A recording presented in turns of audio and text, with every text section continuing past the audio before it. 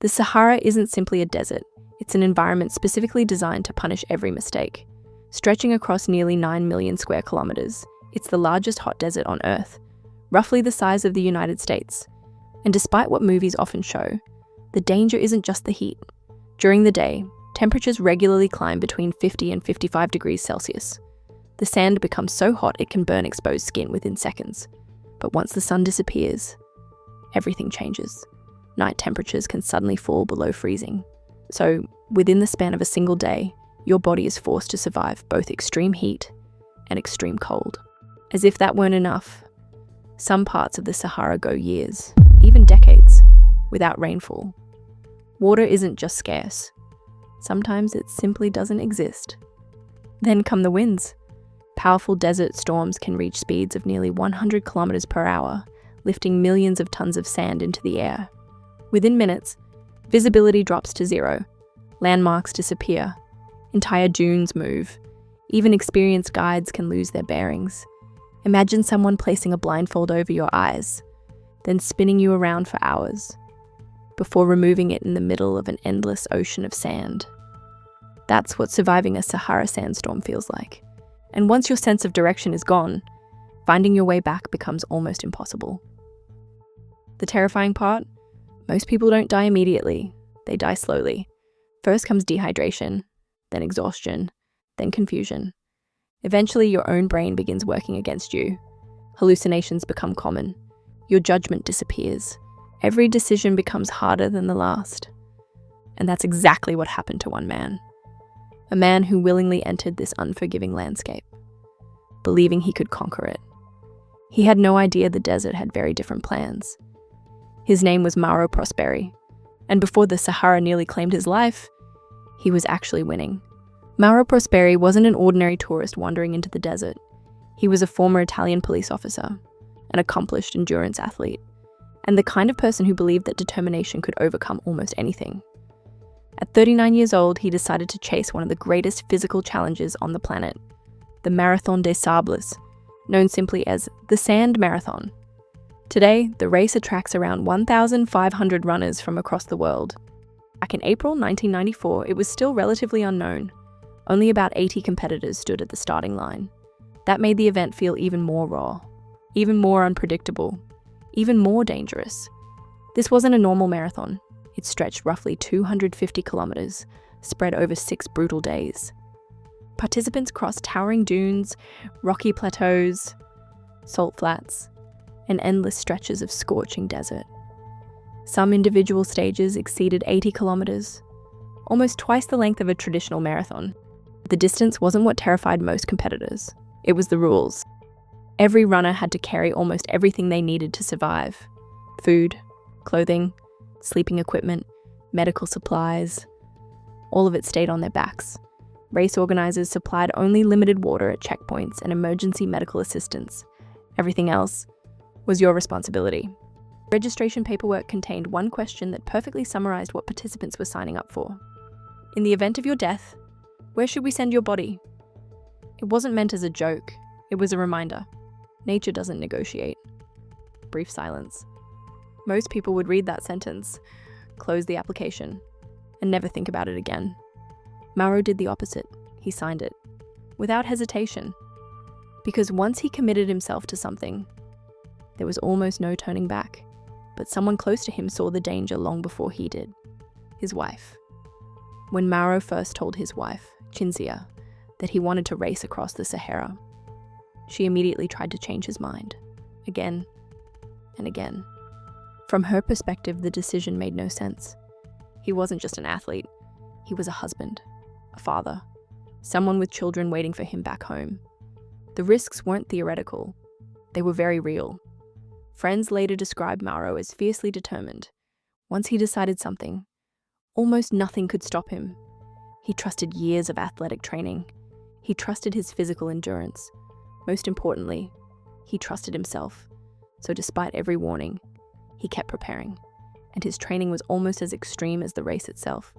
To prepare for Sahara conditions, he reportedly ran 40 kilometers every single day. Perhaps the most controversial part of his preparation involved water. Instead of drinking freely, he deliberately reduced his water intake. His goal was to condition his body to function while dehydrated. It sounds reckless, but endurance athletes at the time often experimented with methods they believed would improve adaptation under harsh conditions. Ironically, that controversial decision may later have helped him survive longer than most people ever could. Still, no amount of training could truly prepare someone for what the Sahara was capable of, because no training session can simulate becoming completely and utterly alone. In April 1994, Mauro arrived in Morocco.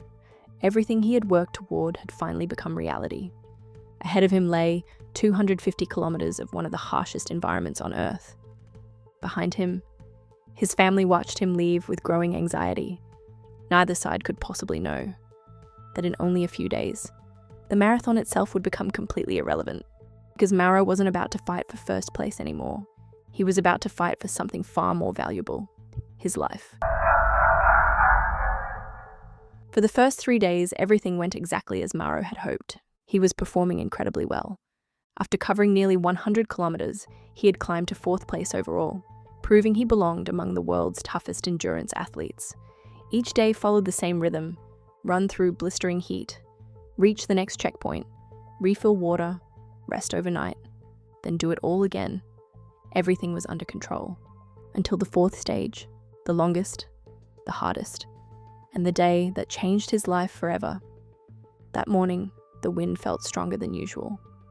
Nothing alarming, just another challenge in the Sahara. Mauro continued alone, passing checkpoints one by one as temperatures climbed to nearly 46 degrees Celsius. Then he noticed something strange. The sand ahead seemed to be moving. At first, it looked almost beautiful. Small dunes appeared to lift into the air. Seconds later, he realized it wasn't the dunes moving. It was an enormous sandstorm racing toward him. Within moments, the horizon disappeared behind a towering wall of dust. The wind exploded. Sand slammed into his face like thousands of tiny needles. Breathing became difficult. Visibility dropped to almost nothing. The race organizers had warned competitors about moments like this. If a storm arrived, stop moving, take shelter, wait. But there was one problem. There was nowhere to hide. No trees, no rocks, no buildings, nothing. Mauro crouched with his back against the wind, covering his face as best he could. Again and again. But every time he stopped, the drifting sand slowly buried him. He had no choice but to stand up and move again. Hour after hour, he staggered through complete blindness, turning, stopping, changing direction without realizing it. The storm lasted almost 8 hours, and by the time it finally ended, the Sahara looked like an entirely different world. The dunes had shifted, every landmark had vanished, every trail marker had disappeared. The route he'd memorized no longer existed. Without knowing it, Mauro had wandered completely off course, and nobody saw it happen. That night, surrounded by absolute darkness, he rolled out his sleeping bag and waited for sunrise. He still believed he was in the race. He had no idea the real challenge hadn't even begun. The next morning, Mauro packed up and immediately started running again. His goal was simple: make up for lost time, protect his 4th place position. But after hours of running, something felt wrong. There were no footprints, no checkpoint flags, no other runners. Nothing. Just endless sand stretching to every horizon. He climbed dune after dune, hoping to spot someone. Anything. Instead, there was only silence. That's when the truth finally hit him. He wasn't behind the race. He wasn't ahead of it. He wasn't even on the course anymore. He was completely lost in the Sahara Desert. His backpack suddenly looked very different. Inside were a sleeping bag, a knife, a few energy bars, and almost no water. The dry food became nearly impossible to swallow. Every bite demanded moisture his body no longer had. Knowing dehydration would soon become his greatest enemy, Mauro made a desperate decision. He urinated into his empty canteen, not because he wanted to drink it immediately, but because he feared the day he might have no other choice. From that moment on, the marathon no longer mattered. Survival did.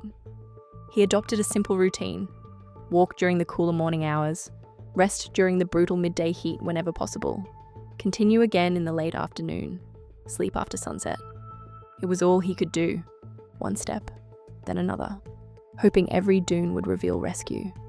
Instead, each one revealed only more desert. 2 days after becoming lost, Mauro heard a sound he thought would save his life. A helicopter. He immediately grabbed the emergency flare provided by race organizers. This was exactly what it was meant for. He fired it. A bright signal shot into the sky. Then he waited. Surely they would see it. Surely this nightmare was over. But the helicopter kept flying. The flare was simply too weak in the bright daylight. Within seconds, it disappeared into the distance. Mauro watched his best chance at rescue fade over the horizon. Still, giving up wasn't an option. He kept walking. Hour after exhausting hour, his body weakened. His vision blurred. Then, on the third day of being lost, he saw something impossible. Buildings. 3 small structures standing alone in the endless desert. For the first time in days, hope returned. The buildings were abandoned marabouts, small shelters traditionally used by travelers and nearby shrines. There were no people, no food, no water. But there was shade. After days beneath the relentless Sahara sun, that alone felt like salvation. His lips had cracked so badly he could barely speak. Even swallowing his remaining energy bars had become impossible. He climbed onto the roof and planted the small Italian flag he had brought with him, hoping search aircraft might notice it from above. Then he heard an unexpected sound. Tiny squeaks echoed from inside the walls. Looking closer, he discovered dozens of small bats hiding in the cracks. What happened next would become one of the most shocking moments in modern survival history. With no water left and death closing in, Mauro caught the bats one by one and drank their blood to obtain what little moisture he could. It was dangerous, unsanitary, and carried a serious risk of disease. But survival leaves little room for comfort. Over the following days, he caught around 20 bats. He even sucked the moisture from his wet wipes just to squeeze out every possible drop of liquid. This wasn't living anymore. It was pure survival instinct. Yet rescue never came. Unknown to Mauro, search teams were looking in the wrong direction. The storm had pushed him so far off course that rescuers believed reaching his location was impossible. The Sahara had swallowed him whole. Days passed inside the shelter. No helicopters, no runners, no rescuers. Then one afternoon, Mauro heard another aircraft overhead. This time he tried something bigger. He dug a pit outside the shelter, threw in nearly everything he still owned. His clothes, his sleeping bag, anything that would burn. Soon, thick grey smoke rose into the sky. He watched desperately as the aircraft approached. This had to work. Then, almost unbelievably, another sandstorm rolled in. Powerful winds scattered the smoke within minutes. The aircraft disappeared into the haze. His second rescue attempt had failed. Back inside the shelter, Mauro finally broke. Images of his wife, Cinzia, and his children flooded his mind. He remembered every warning they had given him, every plea not to come. Now he believed they would never see him again. But an even darker thought haunted him. If his body was never found, Italian law meant his family could wait 10 years before he was officially declared dead. 10 years without closure, without financial support, without certainty. He couldn't bear that thought. Convinced death was inevitable, Mauro wrote a farewell message on the wall of the shelter asking his family for forgiveness. Then he attempted to end his own life. But the Sahara had one final surprise. Severe dehydration had thickened his blood so dramatically that it clotted almost immediately. The attempt failed. When he opened his eyes the next morning, he was still alive. Somehow. His own dehydration had saved him. Instead of seeing it as failure, he saw it as a sign. If death hadn't taken him, perhaps he wasn't meant to die there. So on the 7th day, he stood up one last time and started walking again. With almost nothing left, Mauro searched the morning horizon. He noticed tiny clouds forming in the distance. Where there are clouds, there might be moisture, maybe even water. It was little more than a guess, but it was the only direction that gave him hope. Hour after hour, he stumbled across endless dunes. He occasionally spotted snakes and lizards, but he was too weak to catch them. By evening, he noticed what looked like dead palm trees. He wasn't sure if they were real or another hallucination. He forced himself forward. This time, they were real. Hidden among the trees was a small pool of water. Instead of drinking desperately, Mauro did something remarkable. Knowing that consuming too much water too quickly after severe dehydration could be dangerous, he took tiny sips over the next 6 to 7 hours, allowing his body to recover slowly.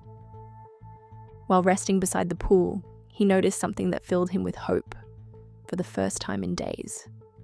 Footprints. Human footprints.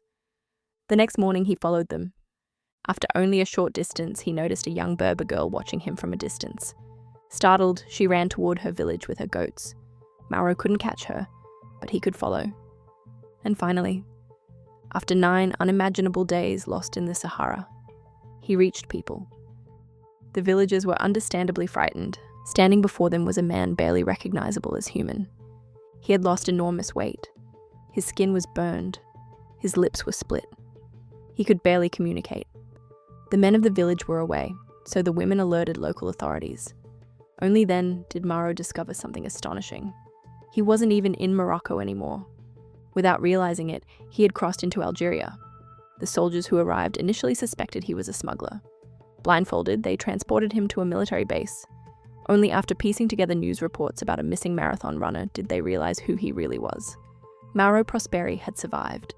After 9 days alone in the Sahara, he had covered nearly 300 kilometers across one of the most hostile places on Earth.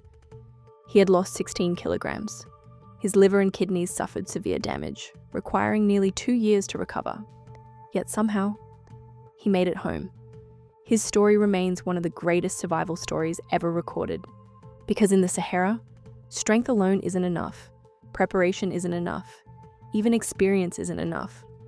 Sometimes survival comes down to one simple decision: to keep taking one more step, even when every reason tells you to stop.